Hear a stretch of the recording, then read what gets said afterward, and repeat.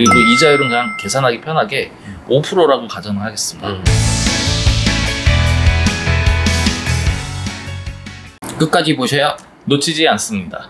저희가 이제 법인을 운영하다 보면 자금의 흐름 때문에 이런 질문들이 많으세요. 법인으로 다른 개인이나 혹은 법인에게 돈을 빌려줘도 되느냐? 그리고 반대로 다른 개인이나 다른 법인을 통해서 우리 법인으로 돈을 빌려와도 되느냐? 이런 얘기를 하는데 일단 가능한가요? 빌 수 있죠. 왜 안 되죠?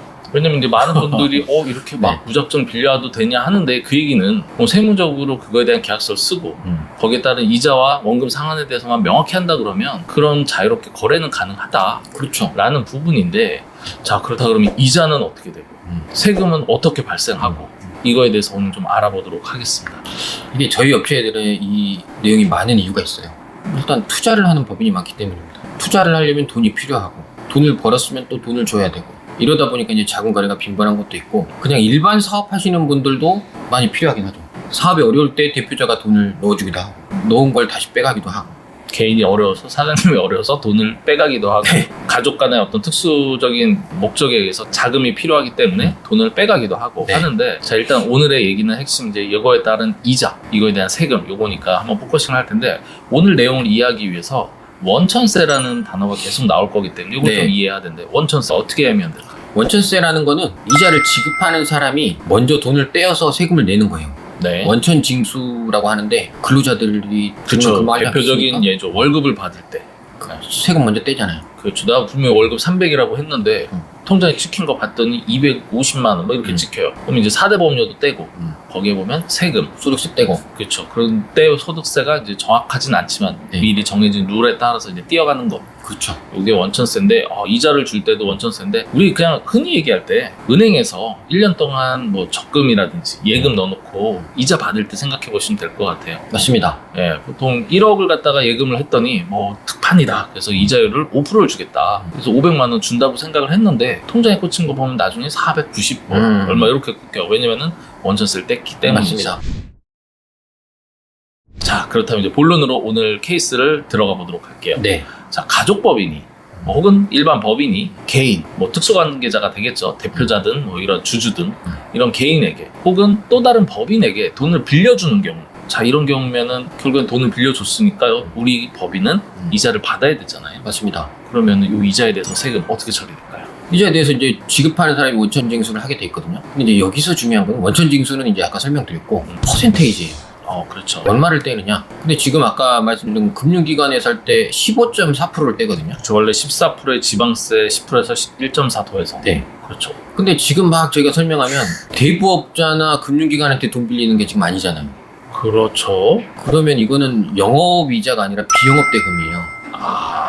그렇죠. 제가 빌려준 법인인데 제 법인은 원래 뭐 제조업을 하던 뭐 어떤 투자업을 하던 이런 업이 주업이지 대부업은 아니죠. 대부업이 아니죠. 그렇죠. 그런 경우에 원천징수 세율이 다릅니다. 25%예요. 거기다가 지방세 붙으면 27.5%. 요게 무조건이라고 보셔야 됩니다. 그런데 지금 얘기는 사실 제가 빌려준 거잖아요. 네. 자, 오늘 가정은 제가 빌려주는 주체 혹은 빌리는 주체라고 할게요. 제가 가족법인이라고 하고 자, 개인에게 빌려줬어요. 1억 원을. 그리고 이자율은 그냥 계산하기 편하게 5%라고 가정을 하겠습니다. 자, 1억 원을 개인에게 빌려줬다. 이자를 받을 때 그럼 어떻게 되나요? 원래는 원천징수를 여기서 해야죠. 지급하는 사람이 하는 거거든요. 근데 이제 원천징수의 의무가 사업자예요. 사업자. 근데 그냥 단순 개인이다. 그러면 원천징수를 하긴 쉽지 않죠. 그렇죠. 네. 그런 경우에는 원천징수를 안 하긴 합니다. 그러면 결국 500만 이자를 제가 다 받고 세금을 여기서 제가 알아서 여기서 이제 법인세 낼 때 이걸 포함해서 하면 되고 자 그러면은 반대로 제가 빌려준 상대방이 법인이다. 그럼 법인에서 이자 줄 때는 이제 원천징수 할 수 있겠네요. 사업자만 해야죠. 그러면 이제 27.5%죠. 27%를 떼고 이자를 주는 거예요. 그리고 먼저 이거는 국가에 세금을 내죠. 그럼 제가 이제 실수령은 한 370만 원 뭐 이렇게 받을 텐데 그러면 제가 여기서 궁금한 게 생겨요. 370 그러니까 25%를 떼고 왔잖아요. 근데 여기에 대해서 제가 이 500을 받은 거에 대해서 법인세를 신고할 때는 나는 법인세율이 10% 혹은 20%만 내면 되거든요. 그럼 25%는 더 낸 것 같은데. 더 냈죠. 그럼 이거 어떻게 되나요? 환급이 됩니다. 여기가 중요한 지점이긴 한데 개인과 법인이 다르거든요. 지금 법인 같은 경우를 가정해서 지금 말씀하셨잖아요. 그렇죠. 빌려준 주체가 법인이죠. 법인은 이자 소득이라는 게 사실 없습니다. 그냥 뭐 이자 소득 명목으로 이제 받은 거긴 한데 그렇죠. 그게 다 그냥 법인세 계산으로 통합되는 거거든요. 그렇죠. 그래서 법인세율에 따라서 뭐 9% 구간이다. 그럼 9%하고 25% 차이가 많잖아요. 그렇죠. 그럼 나중에 법인세를 낼 때 기납부세액으로 해서 빼줍니다. 그러면 이제 더 낸 건 돌려받는 거죠. 결국 이제 원천세 25%는 떼겠지만 법인세로 계산해서 더 낸 게 있으면 돌려받는다. 이렇게 네. 이해하면 될 것 같아요. 자, 그렇다면 이제 이번에는 반대로 두 번째 케이스입니다. 제 가족법인이 돈이 필요해서 돈을 빌리는 상황인 거죠. 네. 그런데 이제 상대방이 개인일 수도 있고 법인이 빌려줄 수도 있어요. 네. 자, 그러면은 첫 번째, 개인이 저에게 돈을 1억을 빌려줬어요. 그러면 저는 여기서 5%라고 가정해서 500만 원 이자를 주겠죠. 원천징수를 해야죠. 그렇죠. 이때 원천징수 27.5%를 하고 그 차액을 주면 된다. 줬죠. 그럼 이제 이 사람은 종합소득세 신고를 하는 거 아닙니까? 그럼 이제 뭐 복잡한 내용이긴 하지만 종합소득세 신고를 하게 되면 원천징수한 이자에 대해서 환급이라는 게 발생할 수가 없어요. 오, 왜요? 왜냐면은 개인의 소득세율이 아까 법인도 마찬가지로 10%에서 20% 법인세율이 더 낮다 보니까 환급이 네. 있는데 개인도 25%보다 낮은 소득세율 구간이 존재하잖아요. 근데 왜 환급이 안 돼요? 근데 이제 소득세는 계산 구조가 좀 다릅니다. 이건 이자 소득이라고 명시가 돼요. 그러면 이제 뭐 복잡한 내용은 뭐 설명드리긴 그렇지만 원천징수한 거랑 종합과세한 거랑 큰 금액 기준으로 그냥 세금을 내게 돼 있어요. 그래서 결론적으로 최소한 그러면 27.5%의 세금은 내야 된다. 맞습니다. 야, 그거 더 낼 수도 있죠. 합산해서 올라가면. 그렇죠. 그럼 결국에는 개인이 법인의 돈을 빌려주는 상황이 될 때는 네. 수익률도 중요하겠지만 본인의 세금도 한번 고민을 해봐야겠네요. 그래서 이제 이게 핵심인데 사실 저희가 가족법인들이 많잖아요. 네. 그래서 이제 빌려주시는 사장님들이 항상 나는 정상적으로 이자를 받겠다 이러신 분들이 있어요. 그렇죠. 예를 들어서 자녀법인에 네. 아버지가 돈을 투자를 해서 빌려줬는데 난 이자 받겠다. 받겠다. 그럼 제가 말씀드리죠. 그럼 27.5%를 세금 내셔야 되는데 최소한 그러면 금액이 크면 이제 종합과세 합산되면 할 텐데요. 그럼 굳이 그렇게 해야 되나요? 그러면 안 하겠죠. 물어보죠.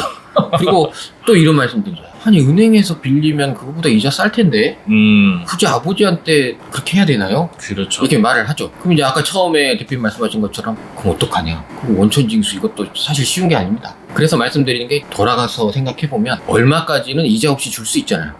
주는 게 아니죠. 빌려줄 수 있잖아요. 그래서 그 금액 한도까지는 이자를 받지 마셔라. 굳이 자녀 법인에 해가지고 이자를 받아서 소득세를 내고 하는 그런 번거로움도 있지만 이 원천징수라는 것까지 해서 27.5%를 납부하는 이 귀찮음을 하셔야 되냐? 그렇게 해서 안 하는 경우가 더 많죠. 그렇죠. 이 부분은 저희 영상에 보면 법인 가수금 무이자로 얼마까지 되어 가능해 이런 영상 많으니까 참고하시면 될 것 같고요.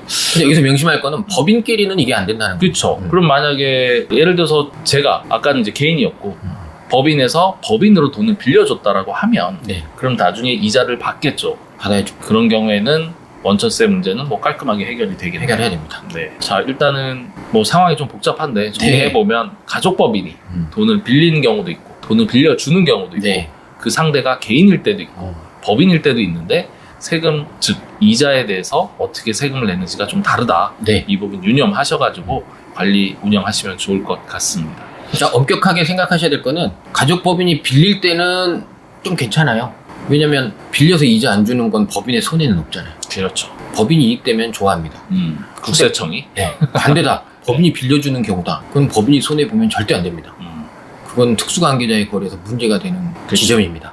사실 여기서 더 나가면 이자율을 갖다가 10% 15%씩 막 해도 되냐 안 되냐 얘기 나오는데 이건 오늘의 논의지만 네, 끝도 그런 없습니다. 것들도 이제 특수관계자끼리 주의해야 되는 부분이 있을까 네. 전문가 상의하시면 좋을 것 같습니다.